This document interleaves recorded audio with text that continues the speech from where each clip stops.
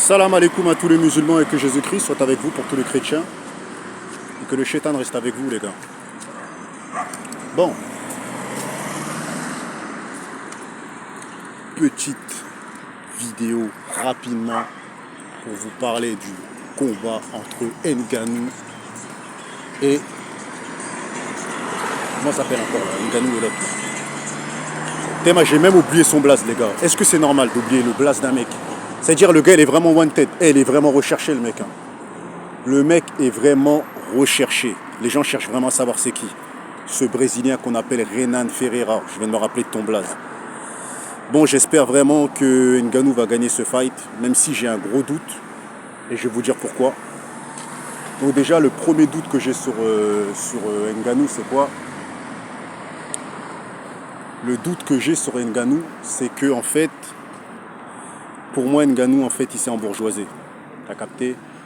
Et l'embourgeoisement, mes frères et sœurs, ça peut causer des dégâts dans la psychologie et dans la mentalité d'un Renoir. Je tiens à préciser d'un Noir.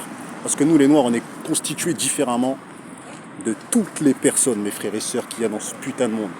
Sachez-le que le Noir, c'est triste à dire, mais il réfléchit avec l'oseille dans sa tête et sa bite, cousin. Je vous dis la vérité. Quand on est jeune, c'est comme ça, c'est triste. C'est-à-dire, il n'y a pas de réflexion. Une fille, elle arrive avec son gros cul, tu vas vouloir laquelle. Un mec qui va arriver avec un gros chèque, tu vas vouloir plus. Et c'est ce qui se passe, mes frères et sœurs, avec Ngannou. C'est ce qui se passe, mes frères et sœurs, avec Ngannou. C'est-à-dire que lui, il a eu un conflit à cause de l'argent à l'UFC. C'est-à-dire, en fait, on lui a proposé 600 000 $. Il est devenu un peu capricieux, t'as vu? L'argent, ça l'a transformé psychologiquement. T'as capté? C'est-à-dire que quand on lui a demandé, on lui a dit tiens 600 000 $, il a dit non. Alors que les Anderson Silva, ils sont passés par là, les Georges Saint-Pierre, tout le monde a accepté, tu vois. Lui, il a voulu plus, jusqu'à se mettre en clash avec Dana White. Et voilà, tu vois, c'est ça le problème. Et franchement, moi je vous dis la vérité, il est exactement comme... Moi je trouve que la mentalité d'Ngannou, c'est un peu ma mentalité. C'est-à-dire, nous les Renois, en fait, on n'a pas envie d'être contrôlés. T'as vu? On ne veut pas être contrôlé.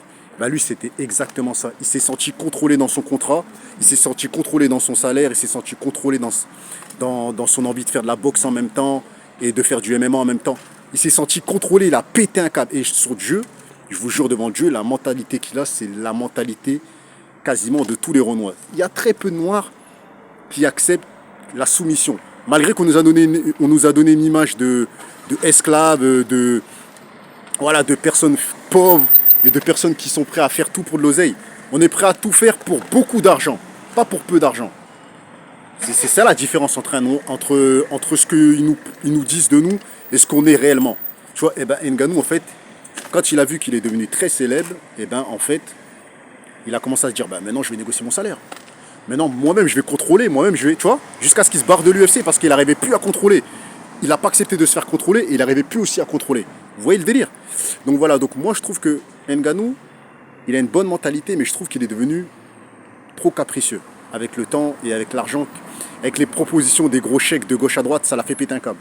Quand je dis péter un câble, il n'est pas fou, mais genre, il voudra toujours plus. C'est une bonne chose, mais ça peut être une mauvaise chose pour sa legacy. Parce que pour être une légende, c'est pas qu'une question d'argent, c'est une question aussi d'affronter des gros noms, c'est pas ça, c'est de tabasser les gros noms, c'est de marquer l'histoire, c'est de jamais perdre. Et lui, moi je pense qu'avant le gros chèque qu'il a pris contre Tyson Fury, c'était un tueur. Dès qu'il a pris le gros chèque, vous avez vu, il s'est mangé un KO par Anthony Joshua. C'est pour ça que je vous dis que lui, il s'est vraiment embourgeoisé. Il s'est embourgeoisé, il était plus concentré, hey. Il était plus du tout concentré, Ngannou. Donc voilà, donc est-ce qu'il va gagner contre Renan Ferreira, qui lui vient du Brésil et de la souffrance, de la galère, qui lui est wanted, que personne connaît, que tout le monde dit il va se faire coucher. Moi je vous dis c'est lui qui va coucher malheureusement Ngannou. Parce qu'il a trop faim le Renan Ferreira. Regardez-le comment il est silencieux, il ne parle même pas dans la conférence de presse. Il s'en fout que personne ne le connaît, il sait déjà qu'est-ce qu'il va faire. Il sait déjà comment il va prendre Ngannou. Moi je pense qu'il va perdre Ngannou parce qu'il est plus prime déjà pour commencer et parce qu'il s'est embourgeoisé. Et Renan Ferreira lui, il a envie de la célébrité, il a envie de gagner de l'argent, il a envie de la vie de Francis. Il veut la vie de Francis, Ngannou. Et il va lui prendre mes frères et sœurs demain, malheureusement. T'as capté? Je tiens à préciser que Ngannou, la bonne chose qu'il y a dans tout ça, c'est qu'il est directeur du PFL. Donc, On peut dire que c'est lui qui verse le salaire à Renan Ferreira. C'est pour ça que même si Ngannou perd, il va gagner plus que Renan Ferreira. Parce qu'il est directeur du PFL. Il peut même virer Renan Ferreira s'il veut. C'est une dinguerie, mes frères et sœurs. Ngannou, il arrive à un niveau où c'est un businessman pour moi. C'est un businessman, tu vois. Et un businessman, frérot, c'est très compliqué qu'il soit sur le terrain. Un businessman, c'est un mec qui contrôle les affaires à distance. T'as capté? C'est comme Fernand Lopez, c'est un businessman, c'est un visionnaire. Ben, Ngannou, il est devenu pire que Fernand Lopez. Il est au-dessus, il n'a rien à voir avec lui. Mais lui, maintenant, c'est vraiment un businessman. Il peut former des petits et leur montrer des techniques, leur montrer un peu ce que c'est la boxe, le MMA. Il peut apprendre aux autres, tu vois, il peut retransmettre. Mais il arrive à un stade, pour moi, il a gagné trop d'argent. Que les Renan Ferreira, frérot, il est en chien. Quand Francis Ngannou, il ne savait pas où dormir le lendemain, quand il ne savait pas où il allait dormir, où il allait manger, s'il allait manger, tout ça, il allait tabasser des gens, il frappait des gens pour 200 euros, 300 euros. Il faisait des combats pour 1000 euros et tout. Mais là, cousin, il combat pour des grosses sommes, frère. Donc, même dans sa tête, il se dit que je perds ou que je gagne, je m'en fous. Écoutez bien l'interview, ce qu'il dit dans l'interview. Il a dit quoi? Il a dit, ce week-end, vous allez savoir si vraiment je suis encore dedans ou je suis plus dedans. Mais Francis, il est plus dedans, frérot. Il est plus dans le game, frérot. Ça y est, il est dans un bail, frérot. Bref, on est ensemble, les gars.